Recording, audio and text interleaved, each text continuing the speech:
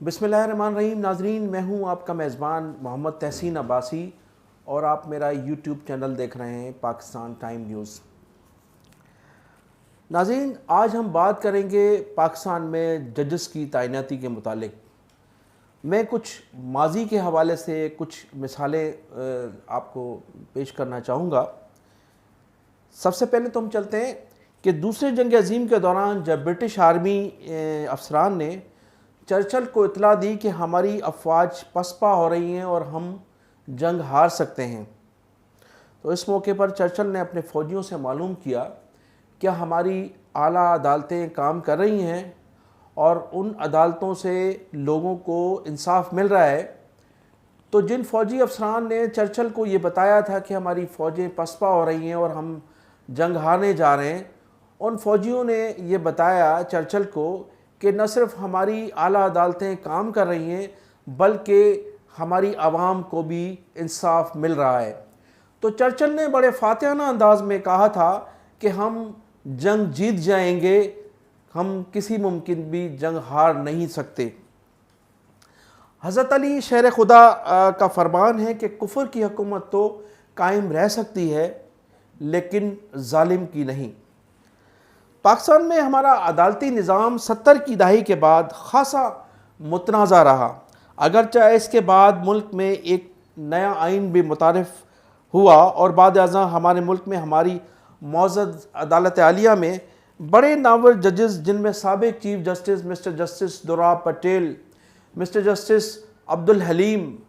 Mister justice Saeeduzzaman Siddiqui और justice Nasir Aslam Zahid जैसे जजेस ने ऐसे फ़ैसले सादर फरमाए कि उनके फ़ैसले बोलते थे और उनके फ़ैसलों को न सिर्फ पाकिस्तान में बल्कि उनके फ़ैसलों को दुनिया भर में सराहा गया था। लेकिन बड़ी माजरत के बाद, मज़ीद माजरत के बाद कि 1999 में जो साबिक़ chief of the army staff general Pervez Musharraf ने इक़्तिदार संभाला, तो अपने इक़्तिदार को तूल देने के खातिर उन्होंने हमारी आला अदलिया के जजेस से PCO के तहत हल्फ लेने का जो है उनसे अहकामात सादर फरमाए। इस दौरान बाज़ जजेस ने PCO के तहत हल्फ लिए भी और मुतअद्दिद जजेस ने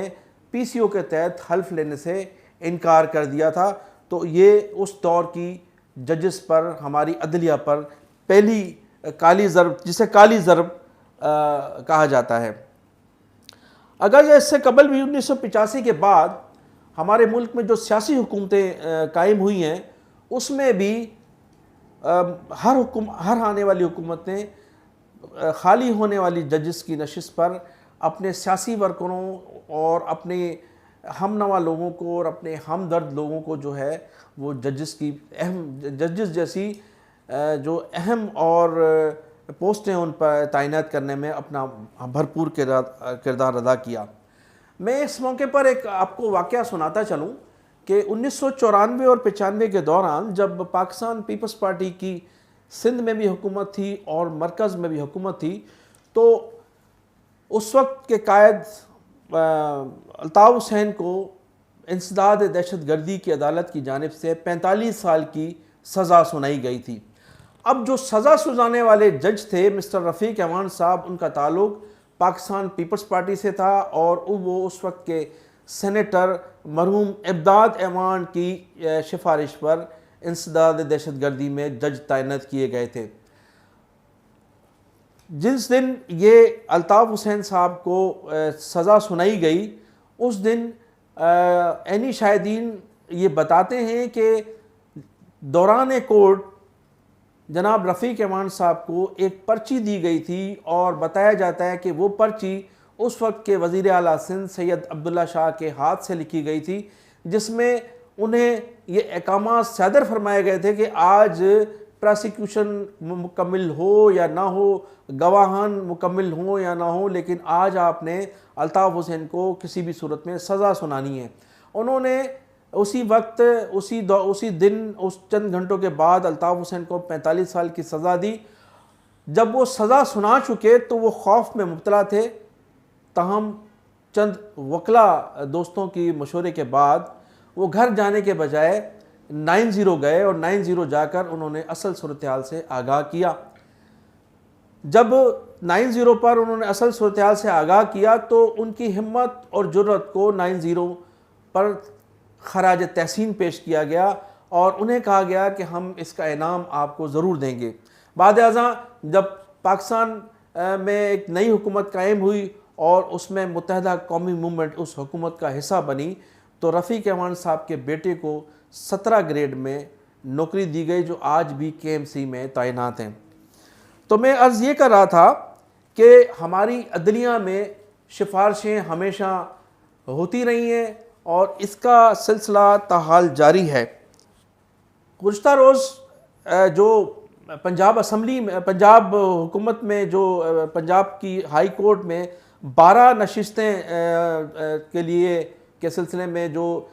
12 जजेस की सिफारिशात दी गई हैं, उनमें अफसोसनाक जो सूरत हाल है वो ये है कि उन 12 जजेस में दो ऐसे वकला शामिल हैं जो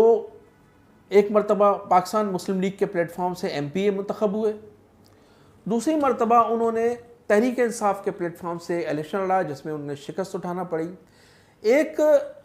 ऐसे वकला भी हैं जो माजी के सीनियर जो है वकील हैं जनाब अकरम शेख, उनके साहबजादे हैं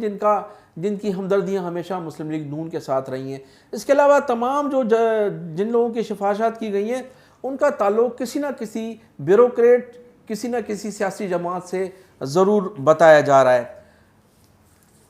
अगरचा हमारे मुल्क में जजेस की जो तैनाती है उसकी सूरत हाल आपके सामने, लेकिन मैं मगरबी दुनिया के मुतालिक जो आपको बताना चाहूँगा कि दुनिया के मुअज़्ज़ज़ मुआशरे में जो जजेस की तैनाती होती है उसका तरीक़ा कार क्या है। जजेस की तैनाती के सिलसिले में एक बड़ा जो प्रोसेस है वो इन्हें जो है उन लोगों को इस प्रोसेस से गुज़रना पड़ता है और इनका लड़कपन, इनकी जवानी, इनके स्कूल के दिन, इनके कॉलेजेस के दिन, इनके यूनिवर्सिटीज़ के दिन सब जो है वो उस सिलसिले में मालूमात हासिल की जाती है और इनका रिकॉर्ड देखा जाता है। इनका किरदार जो है वो के सिलसिले में एजेंसियां इनके मुतालिक मालूमात हासिल करती हैं। तमाम तर प्रोसेस से गुज़रने के बावजूद इन्हें वहाँ एक सेनेट की कमेटी में पेश होना पड़ता है। उस सेनेट की कमेटी में इनसे मुख्तलिफ़ किस्म के सवालात किए जाते हैं। इनकी जो है वो हरकत व सकनात को चेक किया जाता है, इनकी काबिलियत को चेक किया जाता है। वहाँ माहिर नफ्सियात भी उस सेनेट की स्टैंडिंग कमेटी में मौजूद होते हैं। तो तमाम तरह एक प्रोसेस है जजेस की तैनाती में जो मगरबी मुआशरे में, उसमें एक प्रोसेस है पूरी तरह से छानबीन के बाद वहाँ जजेस तैनात किए जाते हैं। यही वजह है कि वहाँ के फ़ैसले पूरी दुनिया में बोलते हैं। तो मैं आपको यही बताता चलूँ कि अब जब हमारे मौजूदा वज़ीर आज़म नया पाकिस्तान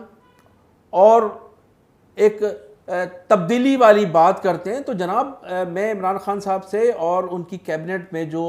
वज़रा हैं और जो ज़िम्मेदारान हैं उनसे मैं यही अपील करना चाहूँगा कि अगर पाकिस्तान में आप तब्दीली लाना चाहते हैं और आप चाहते हैं कि पाकिस्तान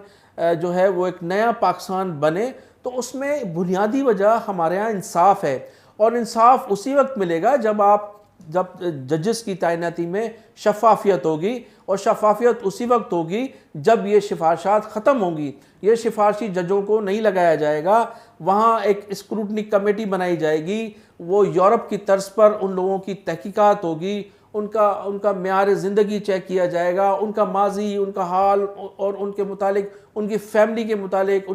उन वकला का किरदार स्कूल से लेकर कॉलेज और कॉलेज से लेकर यूनिवर्सिटी तक उनका जो है और उनका मुकदमात लड़ने का रिकॉर्ड भी चेक किया जाए कि ये लोग अब तक कितने मुकदमात जीत चुके हैं और कितने उन मुकदमात में उनको शिकस्त का सामना करना पड़ा, उनका माजी में किरदार क्या था, वकालत के दौरान उनका किरदार क्या रहा, उनका अपने घर में किरदार क्या है, वो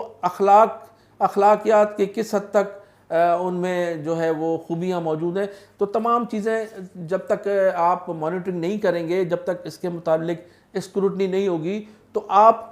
इंसाफ का मुआशरा कायम नहीं कर सकते। और जब इंसाफ का मुआशरा कायम नहीं होगा तो ना तो आप तब्दीली सरकार कहलाएंगे और ना इस मुआशरे में इंसाफ फराम कर सकते हैं, और ना ही आप इस रियासत को, जिसे आप रियासत मदीना बनाने जा रहे हैं, उसमें कामयाबी मुमकिन है। तो मैं इन्हीं अल्फाजों के साथ आपसे इजाज़त चाहूँगा कि आप मेरे चैनल को सब्सक्राइब भी कीजिएगा